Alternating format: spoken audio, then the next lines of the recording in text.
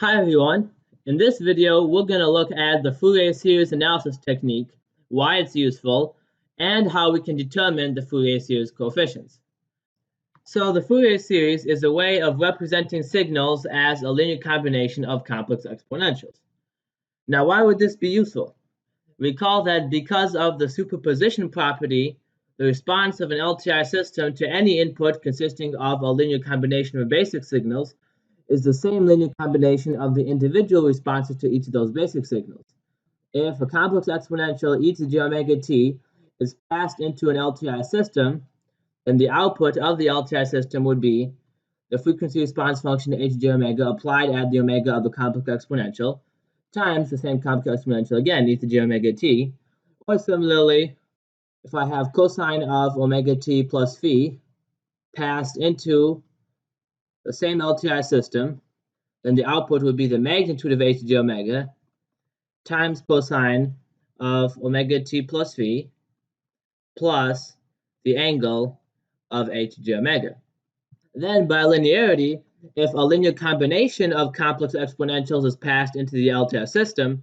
so the summation over k of ak times e to the j omega k t is passed into the LTI system, then the output would be the summation over k of h of j omega k times ak e to the j omega kt. So the question is now, is it possible to represent an arbitrary signal x of t as a linear combination of complex exponentials?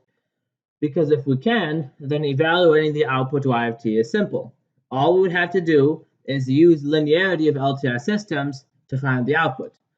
And it turns out that we can represent any periodic signal x of t as an infinite series of complex exponentials or sinusoidal harmonics. And this is what's known as the Fourier series. So in the Fourier series, if x of t is a piecewise continuous periodic function, which can be real or complex, with period t naught, then x of t can be represented exactly as a linear combination of infinitely many harmonically related complex exponentials. X of t equals the sum from n equals minus infinity to plus infinity of Cn e to the power j n omega naught t, where omega naught equals 2 pi over the period t naught for some appropriately defined constant Cn. And this is known as the complex exponential representation of the Fourier series. Now, a couple of remarks. First of all, the complex exponential Fourier series representation contains both positive and negative frequencies, and both are required to represent real signals. Second, the angular frequency omega naught equals 2 pi over t naught is what's known as the fundamental frequency. Third, the plus or minus nth term in the Fourier series expansion, Cn e to the jn omega naught t, and C minus n e to the minus jn omega naught t.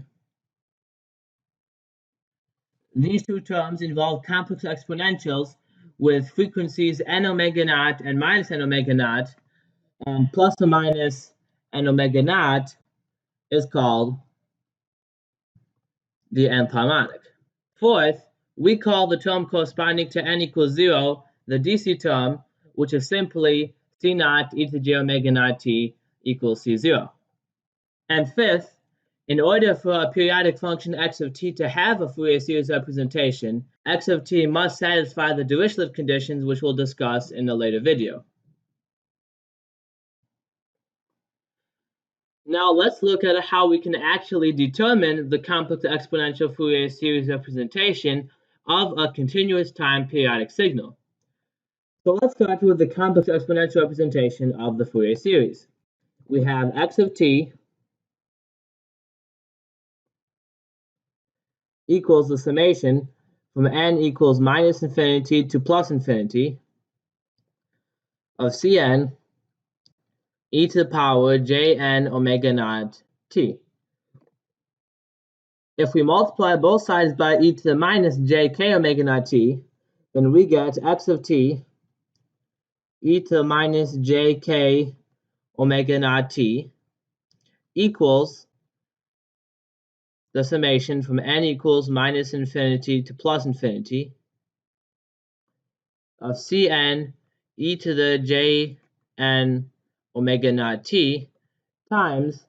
e to the power minus jk omega naught t. Now let's integrate both sides from 0 to t naught,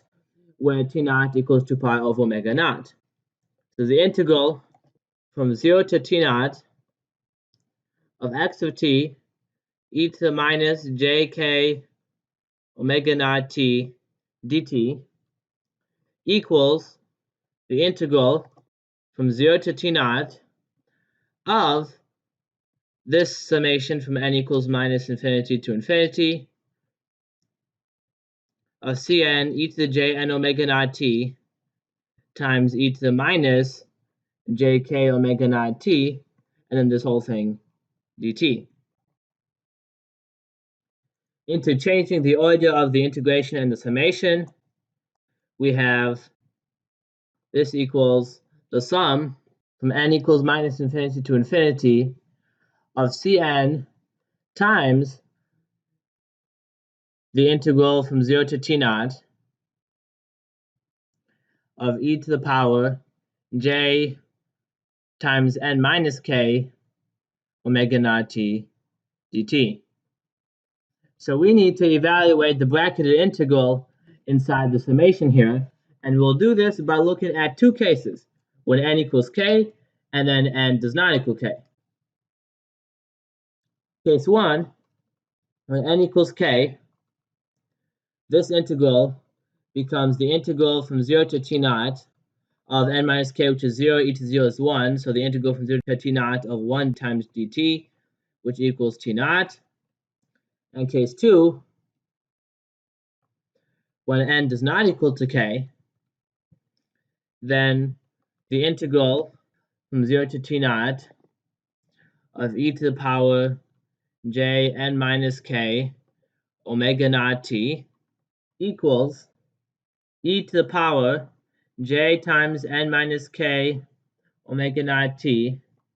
over j times n minus k omega naught. This whole thing evaluated between 0 and t naught. And if you plug in the upper and lower bounds of the integration, you would get e to the power j times n minus k omega naught t naught over j times n minus k times omega naught minus, when t equals 0, this whole thing, the numerator evaluates to 1, so minus 1 over j n minus k omega naught. Now remember, t naught is 2 pi over omega naught, so this product of omega naught times t naught is simply 2 pi, which means that this becomes e to the power j 2 pi times n minus k over j n minus k omega naught minus 1 over j n minus k omega naught. And e to the power j times an integer multiple of 2 pi is simply 1, which means that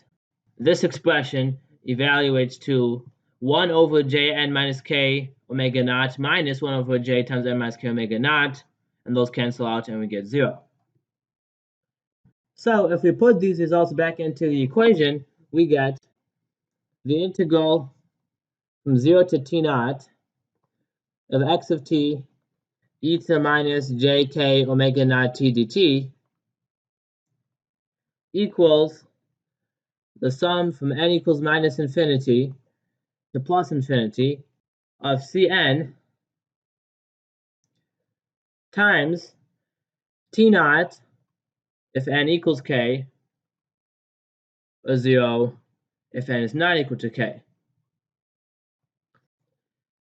And this simply equals Ck times T naught. And this implies that the coefficient Ck equals 1 over T naught times the integral from 0 to T naught of x of t e to the power minus jk omega naught t dt for all k equals dot dot dot minus 2 minus 1 0 1 2 dot dot all the way to infinity. And this is the general form of the Fourier series coefficients for the complex exponential Fourier series representation. Now note that even though the indicated limits of integration here are from 0 to t naught, the integration can be equally performed over any interval of duration t naught, since x of t e to the minus jk omega naught t is periodic with period t naught. And in some cases, you'll find that it may be easier to integrate between, say, minus t naught over 2 to t naught over 2, as opposed to simply integrating from 0 to t naught. So to summarize, if x of t has a Fourier series representation, which means that it can be expressed as a linear combination of harmonically related complex exponentials in the form of sum from n equals minus infinity to infinity of Cn e to the power jn omega naught t, then the coefficients of the Fourier series are given by Cn equals 1 over t naught times the integral from 0 to t naught of x of t e to the minus jn omega naught t dt. And this pair of equations defines the complex exponential Fourier series representation of a periodic continuous time signal.